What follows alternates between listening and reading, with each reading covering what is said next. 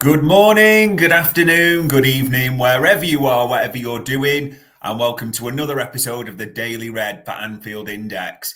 It's just over 24 hours till the big one, isn't it? They head down the East Lancs Road, hopefully to receive an absolute spanking and be sent back home through King Rat Bruno Fernandes with his tail between his legs. We will have to see. 4:30 tomorrow. Liverpool will indeed play them. It's the big one, isn't it, people? There's no two ways about it. I'm your normal host on a Saturday, Dave Davis, coming to you from fucking cold Edinburgh. Let's not even mince words. It is absolutely freezing. And in terms of the big one, there's a lot of talk at the moment. I think there's a bit of scaremongering, people, if I'm honest. People suggesting that tomorrow's game is at risk. Just to be clear, there's nothing from the Premier League authorities. There's nothing from Merseyside Police, GMP, Greater Manchester Police, exactly the same. Everyone is aware of the amber weather warnings, potential snow, but all these people suggesting the game is definitely at risk. Not a clue, not involved in it. So my tip to you, just sort of avoid all that scaremongering right now and focus in on the big one. An absolutely massive game. This is one of the two that we look on our calendars at the start of the season, isn't it? Let's not pretend at all. It's the Merseyside derby and this one. We look to see where it is and you make sure whatever happens, you've got pass from the misses, whatever you need, etc. And there's so much backdrop to this, so many things, so many elements we could talk about. How are you honestly feeling about this one? I mean, look at the difference in the table.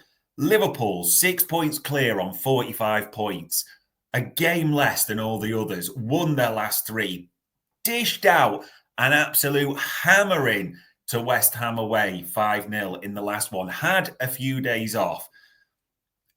Against, you can't even call them mid-table.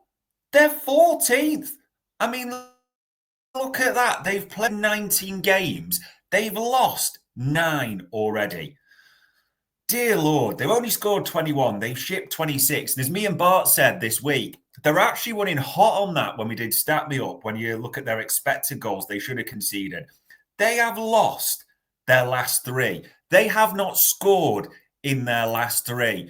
You look at the history of everything there and think, come on, 7-0 at home, you know, all the recent history that's been dealt out. However, there's also that element that I could understand the feeling of. Remember when they turned up with like injuries galore and we had 34 shots and came away with a 0-0 draw? So there will be that slight element of fear. There will be the fact that this is their World Final, isn't it? They will raise their game for this. This is almost their season. However, when you talk about how we're feeling, it should be a home win. Let's not pretend anything else should be suggested one way or another. Feel free to comment. What are your thoughts? How are we feeling about it? I see a few people putting the game is off on Sunday. It's not, people. Why are people putting this? I have absolutely no idea. It's just absolutely foolish. The game as it stands officially is not at risk. We'll see what develops overnight. But honestly, I don't know why people are putting this. Positive news for us. Injury news.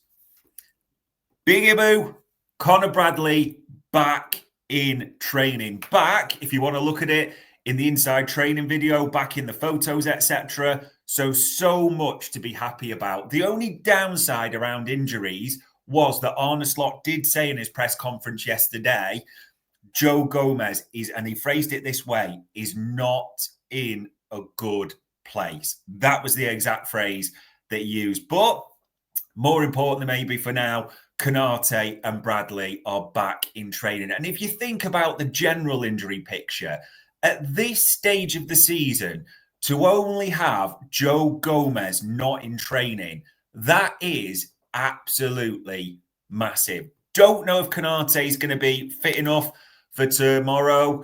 Have my doubts of whether he'll be risked at the same time.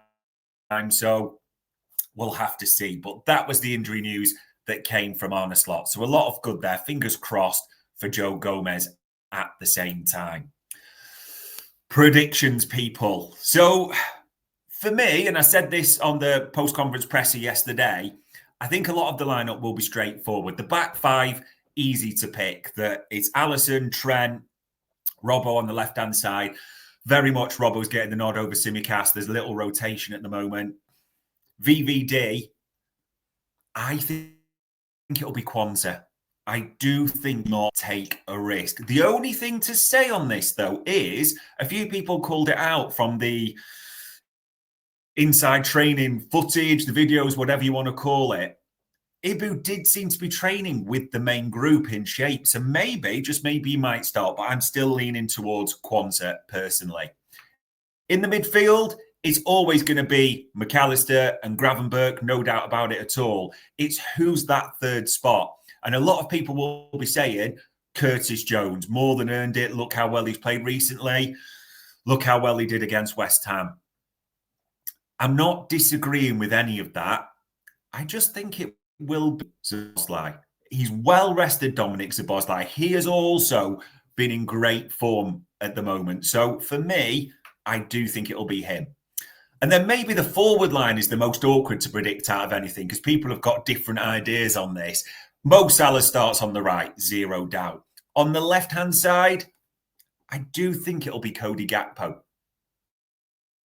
And I think it will be Luis Diaz in the middle as well. I do think he'll look at that 5-0 whopping of West Ham and think there was a lot to like there. Diogo Jota is coming back and he doesn't tend to take risks on players when there's any doubt over optimum fitness, shall we say. So my honest prediction, I do think it will be Luis Diaz up top. And the most important prediction maybe is the scoreline. Chuck in your comments, see what you think. I'm going for, I do think it will be a 3-0 victory. I don't think it'll be sort of easy, a hammering. I'd love it to be. But at this time of year, the way everything's working out, if you just win and don't concede or don't get any injuries, that is the perfect hat trick for me. So 3-0, that is my take. Feel free to throw yours in, ladies and gents, there. So that's mainly the on the field talk. Off the field, there is plenty of things going on. So Mo Salah is definitely speaking now. Did a good interview for the official website, so I won't give it you all as a typical spoiler alert, but I love some of the quotes in this. So even if I just go to this first one, look at this. He's asked him whether he can top the 44 goals and 14 assists he got in his first season. Hopefully. The plan is to beat these numbers because so far the numbers this season are very good. So hopefully I can beat these numbers. But again, I don't want to beat it and not have trophies. I want to have trophies. And even if I have a little bit less in numbers, I'm fine with it. But I just want a big trophy. Testament to the king, isn't it, really? That just his attitude. That there's so many things that have been said about Mo Salah, and we've said them on various pods. You just can't do justice to how good the king has been this season. He loves a game against United. No two ways about it. Let's hope. Yeah, we're talking about goals and assists and numbers again with Mo Salah. Put it this way, you wouldn't bet against it at all, would you? Now, also the reason I'm speaking about Mo Salah is various things that have been said. I'm sure you've seen it, and there it is, the Anfield Index article. Comments from yesterday that came out via his Sky Sports interview. If it's my last year with the club, did say that no progress, which we didn't like to hear, did we? So far, yeah, it's my last 6 months. There's no progress, so we just need to wait and see. 99% of that interview, we absolutely loved, didn't we? Everything he said, you could see the mentality. It's just absolutely elite. Everything he says, everything he does.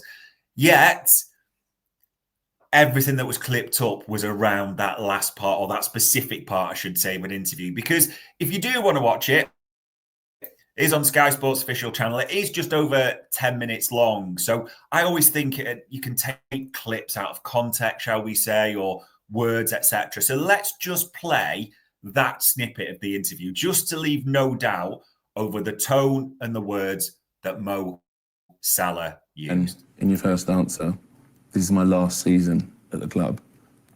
Do you really believe that when you say it? Yeah, so far, yeah, it's the last 6 months. There is nothing, no progress there. Like we're far away from any progress. So we just need to wait and see. So how do you maintain the level you're maintaining with all that noise, with all that going on? I think the thing in my head is like, okay, if that's your last 6 months or last year, what you want to see it in the future? Like, you want to look back and say, oh, I was concerned about the contract, or I was stressed, or just you want to say, okay, I had an unbelievable season. So that's in my head now. Pretty definitive there from Mo Salah that there has not been any progress at all with his contract. Those are the words specifically that Mo Salah uses there. So I don't think that leaves any doubt, room for interpretation. I mean, there are reports that Rami, his agent, Rami Abbas, is at Anfield and will be at Anfield for the game and on Merseyside for the next few days. Let's just hope, people, and was getting them in the room, bang their heads together, because let's be honest, this just needs to get done. Simple as that. We're talking about an elite player, the best player in the world at the moment. We've just got to get it done. I mean, you see the form he's in, the numbers he's putting up. It would be great to get good news on it this week. But yeah, that comment, I don't think anyone enjoyed. Some people suggested he's playing a game. That may be people's takes on it, that there's been talks, there will be progress, but we could only work off what the king tells us, eh? So let's hope for some better news on the back of him absolutely smashing United to bits, no doubt. Not the only star player being talked about, and not the only star person talking, because Arne Slot, as you can see there on Anfield Index, talking about Trent quite a bit. So he was asked about Trent in the press conference, and then there were actual further comments in the embargo that was released about 10:30 last night. So in case you missed it at the press conference, he was asked, as the final question from David Lynch, can you guarantee that Trent will be at the club, come the end of January? And he said, I can guarantee he'll be starting on Sunday, and didn't sort of go any further on that. Now, there was a couple of things that came out yesterday in the embargo, so I'll just give you a bit of a flavour of this. An interesting comment when he's asked about this, and well, maybe it's even helpful now, if you ask me, because if it's only about how great we are doing, then maybe every week I have to have a meeting telling the players it's not perfect yet and we have to do better. Maybe just a standard clever answer from Arne Slot that we expect. But yeah, it also in this article you can see, I'm convinced that he's playing for us on Sunday, and I think it's so difficult in football to talk about what happens in a month or in 6 months. So that was Arne Slot's honest comments from the embargo and yesterday. There's a couple of things to this, people, though.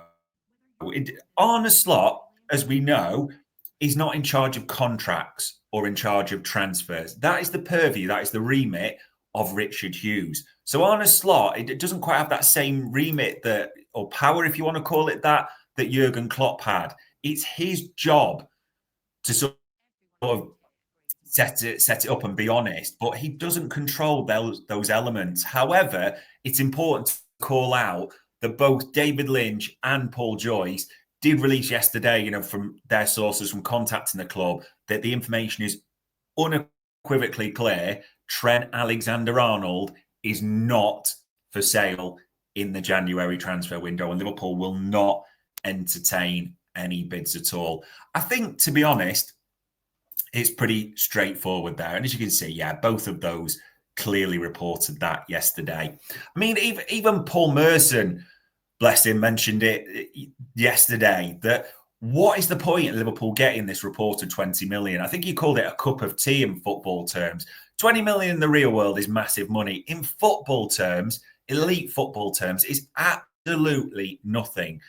And to make it even simpler, would Liverpool take 20 million or pay 20 million now to guarantee they could win the Premier League? You know the answer to that question. So it's pretty straightforward there, isn't it, realistically, what we're talking. Trent Alexander-Arnold, whatever happens, is going nowhere in January. Past January, next season, there's 1,000,001 questions, isn't there? But those will get answered in due time. Something that was, I don't know if surprising the right word is yesterday, but it came out. Ben Doak.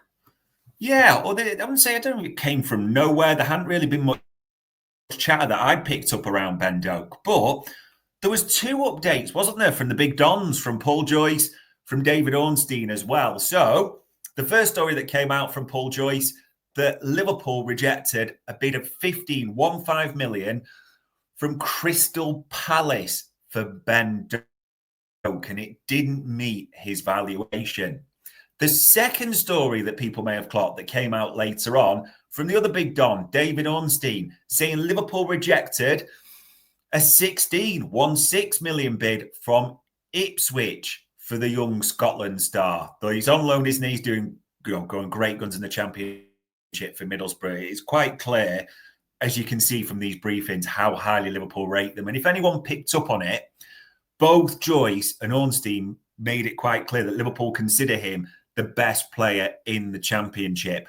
And also, as Paul Joyce and others have released, like Lewis Steele, you say, the normal patch journalists, Liverpool do have a price tag in mind as they consider him worth 33 million to make any move. Now, with that does feel like almost the starting point for negotiations, doesn't it? You've offered 15, 16, depending on which club. And it's important to report as well, both articles mention that it's expected that Palace and Ipswich will come back with a second bid. So they've got their starting points.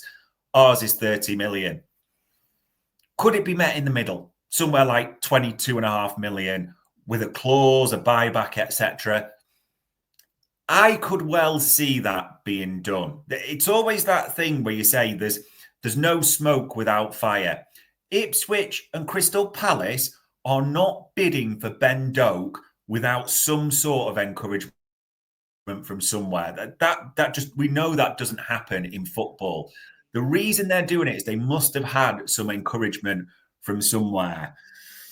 It's an interesting one because it'd be interesting to get your thoughts as well. Feel free to throw your comments in, people. Some suggesting that we can't sell Ben Doak. His trajectory is huge. Some saying almost the halfway. I'd be happy to sell him as long as there's a buyback in there. And some saying that it'll just probably never be good enough to be a Liverpool player. So for the right fee, it's good business. And it's interesting that in a few articles, the sort of yardstick that's been mentioned, the likes of Fabio Carvalho, Jadon Philogene at Aston Villa, who came from Hull, players that have done well in the Championship and then moved across. So you can understand why Liverpool have put that price on. I think they'll accept less than 30 million, don't get me wrong, but I would not be surprised if there is a clause in there. I would also now honestly be surprised if this doesn't get done. The fact it's happening so early in the window is a factor. The element of these clubs are clearly getting encouragement from somewhere to bid for Ben Doak. They're not just doing this randomly, pissing in the wind type of thing. And you do wonder, what have Liverpool got in mind with the money? Now, this I know will prompt a kick-off and people will say, oh, it's, a new lot, Linda's top carriage, whatever you want to call it. But you do wonder. It was interesting, and this is just totally me manifestising something. Tyler Dibbling was linked with Liverpool yesterday. So if it was to be Doak out, Tyler Dibbling in, I don't know this, by the way. I'm saying this is just me manifesting the recent headlines. That, for me, would be absolutely superb. I kind of wouldn't mind keeping both of them. But I've even seen the other suggestion of you that this money, the Ben Doak money, will be used towards contract renewals. How would you feel about that? Ben Doak almost being, sounds a terrible word, but sacrificed, if you want, to pay for the renewals. Would you do it? Football is not a sport for loyalty. If you want loyalty, as the saying goes, get a dog. Football is not a sport for mercy at the elite level. I would probably do it. I don't know for definite that is the case, but yeah, many thoughts going round on the Ben Doak scenario. I'd be very shocked if we don't see further developments on this in the next week or so. So we'll see what plays out. Other things to call out. I mean, look at this, ladies and gents. This is just in the last day or so on Anfield Index, the content that comes out for you, horny buggers. Look at this. Scouted, Trent and United, the Daily Red that came out yesterday. We did, me and Bart's transfer market metrics. We did left back listing. So we looked at the likes of Gutierrez, Carreras, Hato for you there. Alan and Andrew, or Dr. Andrew, I shouldn't miss a title off there as I'll get in trouble. This is a brilliant pod on sort of Minefield. I know you'll be regular listeners. My favourite one that I've seen over the last day or so. Harry Setty, right, with United. Carl Anker. No, let me not give a spoiler alert for what's in there, but well worth a listen. Even the ones yesterday, we did post-conference presser. We did the Daily Red. Look at all this in like a day period. Molby on the spot was back as well. Reb's got his broadband fixed, Annie. Now that the absolute bourgeois scoundrels of Vodafone Island have got their act together. And even Jay and Jim managed to get you out a Scouser Tommy's yesterday. And it's like, you're getting more spoiled than a Ferrero Rocher advert here. Look at all those pods for you horny little gets. And even coming up in the next few days. I mean, tomorrow, obviously, it's the watch along with Jack. Gags will be doing his show afterwards as well. You'll have Raw with the boys as normal. You have got content galore. Absolutely galore coming out the wazoo for you. So there is many, many things for you to watch, listen, however you prefer to digest material. Now, I'm checking right now. What time is it? 12:22 in the UK. My comments are getting bombarded with the game is off. I am looking now. The game is not off. The official Premier League website is not saying it's off. So why people keep saying this right now, please stop.